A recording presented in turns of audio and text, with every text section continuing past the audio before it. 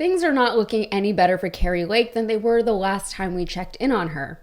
Now her own fellow Republicans are begging her to move on from 2020, and she will not. You say you care about the fentanyl crisis and our kids. I care deeply. Okay, right. So if you care so deeply about this, couldn't you actually do something about it if you stopped the about the last election? If you had just acknowledged that Trump had lost and acknowledged that you had lost, you'd probably be in good shape to do something. You probably would have won your governor's race had you just talked about things people cared about instead of the election fraud. So sometimes don't you ever think to yourself, I wish I could just stop talking about this fake thing that Donald Trump made me make up so that I could actually talk about the stuff that's important? Because we agree about fentanyl. I agree. I wish we could deal with that. I talked about that all the time at the campaign trail. I'm sorry you weren't with me. I watched you. I'm sorry you weren't with me every step of the way. The people of Arizona understand me, and they know me, and they care about me, and I care about them. Lake is currently running for the Arizona Senate seat, hoping to replace Kyrsten Sinema, who has just announced that she will not be running for re-election. She has quite a bit of support within the Republican Party, actually, but really only because the Republicans really want to win that Arizona seat.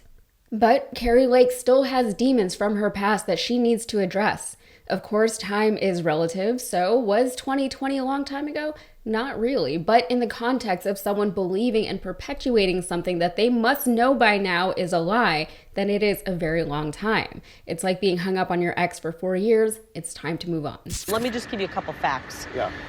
2,000 mail-in ballots were accepted by Maricopa County after Election Day in 2020, after Election Day.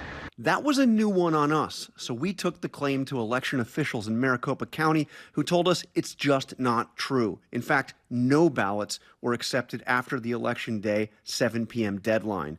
Some ballots were scanned the next morning, giving them a timestamp after Election Day, but again, those ballots were turned in on Election Day by the deadline. How many of you lost a client or two, a friend or two? Maybe your family members kind of become estranged because of this. We're all going through it right now, and we all know how hard it is right now, but we are strong people, and we will get to the end here, and I believe we'll be victorious at the end. You know, the God placed us at this moment for a reason. I talked about my moment with God where he told me you're going to do something special someday. And I don't know what it is. It may still be to come. Who knows? But I know that putting me in the center of all of this with my fighting spirit, I believe that God is truly in control at this moment, and we win. I believe we win at the end of the day. He placed us here for a reason, right? Compounding her dismay and disbelief at Trump's election loss in 2020, Lake also believes that she is the lawful governor of Arizona.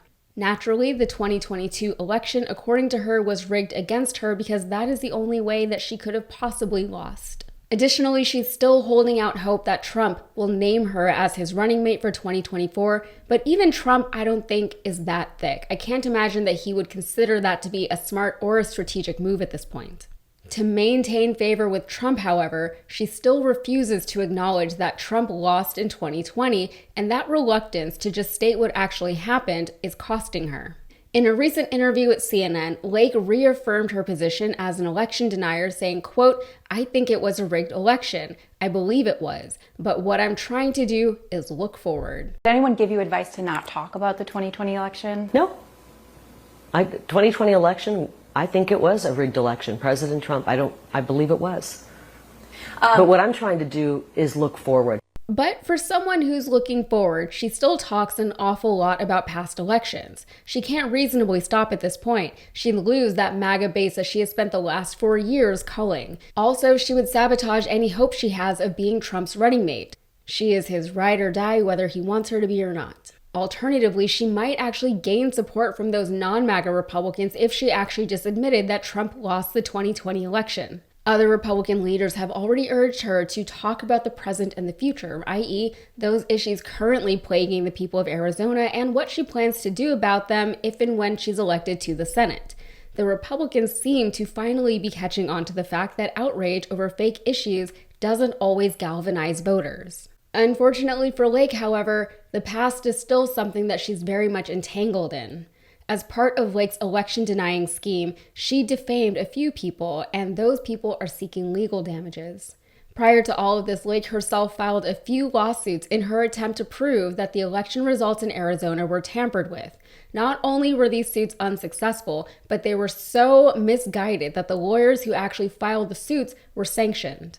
Not to be deterred, Lake continued on with her crusade, defaming 2 Republican election officials in Maricopa County, Bill Gates, not the billionaire, and Stephen Richer. She accused them of manipulating the ballots and injecting 300,000 illegal ballots into the final vote count in an effort to intentionally rig the Arizona election against her. Richer sued Lake for defamation, claiming that not only did she do damage to his career and personal life by knowingly repeating false statements about him with, quote, actual malice, but he and his family received death threats because of her. Lake tried to get the suit dismissed on the grounds that her statements were not defamatory. She said that they were just, quote, rhetorical hyperbole. But in December of last year, a Maricopa County judge ruled that the case would move forward. So she took it to the Arizona Court of Appeals. They didn't dismiss the case either. Lake tried to say that this was a violation of her First Amendment rights. She wrote on X, quote, "They're trying to take away our protected political speech so nobody running for office will be able to speak out and criticize elected officials. They're trying to criminalize honest journalism and our freedom of the press. They're trying to prevent moms and dads from going to school board meetings and criticizing their representatives. If this is successful, it will be the death of our First Amendment." So, after all that, she then took it to the Arizona Supreme Court. They did not dismiss the case, and as of this month, the trial was set to move forward and move into the discovery phase.